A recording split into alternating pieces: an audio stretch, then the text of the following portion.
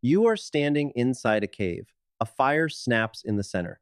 Animal skins hang near the entrance, stone tools cover the floor, and a group of very dirty people are sitting against the wall, chewing something that probably fought back. This is prehistory, at least the version most of us were given.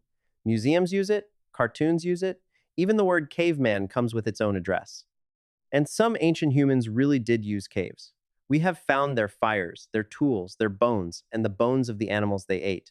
The strange part is how easily one surviving room became the standard home for thousands of generations. If ancient humans did not spend all their time underground, where did they actually live, and why have most of those homes disappeared?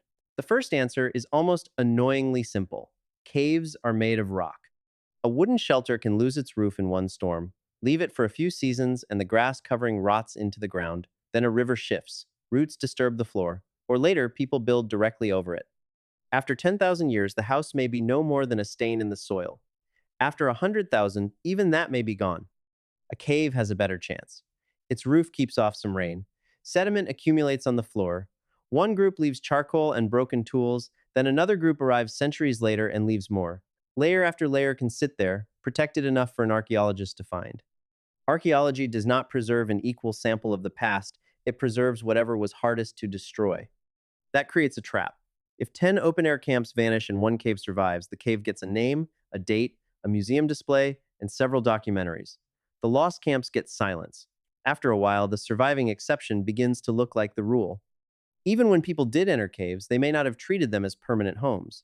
A cave could be a winter shelter, a hunting stop, a workshop, or simply a dry place to wait for terrible weather. Some were revisited again and again. Others contain only a brief scatter of tools, as if a small group stayed, finished a job, and moved on. Some caves were miserable places to stay. The deepest parts had no daylight. Fires produced smoke, and smoke needed somewhere to go. Floors could be cold, damp, steep, or covered in sharp rock. A good cave might sit far from water, edible plants, or the animals people were following, and there was always the possibility that something else had found it first. A cave did not come with a front door. If a bear already lived there, the bear had the stronger rental agreement. Location could matter more than stone walls. A group camped near water also needed fuel, workable stone, edible plants, and access to migrating animals.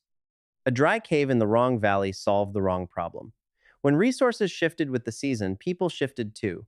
A disposable shelter could be useful precisely because it was disposable. The missing homes were often built in open country. Near a river, people could drive poles into the ground, bend branches across the top, and cover the frame with grass, reeds, brush, or hides. Stones held the edges down. A fire occupied part of the floor, with tool-making and food preparation happening around it. At night, several people slept close enough to the heat that nobody got the perfect spot. The shelter does not need to last for generations. It may only need to survive a hunting season, a cold month, or a few nights beside a reliable water source. When the group moves, useful hides and cords can go with them. The branches stay behind. Wind and rain handle the demolition. Finding one of these places thousands of years later is difficult, but not impossible. Archaeologists look for postholes where wood once entered the ground. They find rings of stones that may have held coverings in place. A hearth can mark the center of a vanished living space. Flakes from stone tool making cluster in one area, while animal bones and burned seeds collect in another. None of those clues looks much like a house. Together, they can reveal where its walls probably stood. Occasionally, an open-air camp survives through ridiculous luck. At Ohallo 2, beside the Sea of Galilee, rising water and sediment preserved the outlines of brush huts from roughly 23,000 years ago. There were hearths, plant remains, and activity areas on a lakeshore where people had lived outside a cave. The materials were ordinary. The conditions that saved them were not. Other Ice Age sites preserve stone foundations, post patterns, or large bones arranged as parts of shelters. Archaeologists still argue over some reconstructions. A circle of stones does not arrive with a label saying bedroom, but the larger pattern is hard to miss. Ancient people were not limited to finding ready-made shelter. They could choose a place and build one. That ability mattered because human life was mobile long before it was urban. Herds migrated, plants ripened in different places, water sources changed. A permanent stone home is useful when food stays near you. When food moves, carrying part of your home can make more sense. These camps were organized, although probably not as neatly as museum diagrams suggest. The position of a hearth affected smoke and sleeping space. Tool making scattered sharp flakes, which were unpleasant things to discover with a bare foot.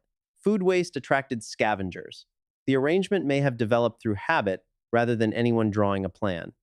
The mess left on the ground can sometimes show people solving small shared problems: where to work, where to sleep, and how close to keep the fire. So, why did the cave become the symbol of the entire Stone Age? Partly because caves are spectacular. Paintings remain on their walls, bones survive in their sediment. A cave can hold several chapters of human occupation in one place. It feels ancient the moment you enter it. An open field does not perform the past so well. The shelter is gone, the fire is cold. What remains may be a dark patch of soil and a few stones that look accidental until someone maps them carefully. The bias becomes obvious once the missing materials are noticed. Stone tools survive where wooden tools disappear. Bones remain after baskets are gone. A cave is still visible when a hut has become a few doubtful marks in the dirt. The cave from the beginning was real. Human beings sheltered there, warmed themselves by fires, repaired tools, ate, slept, and sometimes covered the walls with images. The mistake is making that cave their whole world. They also lived beside lakes, on grasslands, beneath trees, and in camps along routes that have vanished under farms, roads, and modern cities. Most of those homes did exactly what their builders needed them to do. Then they disappeared. We call these people cavemen not because caves were their only homes, but because caves remembered them.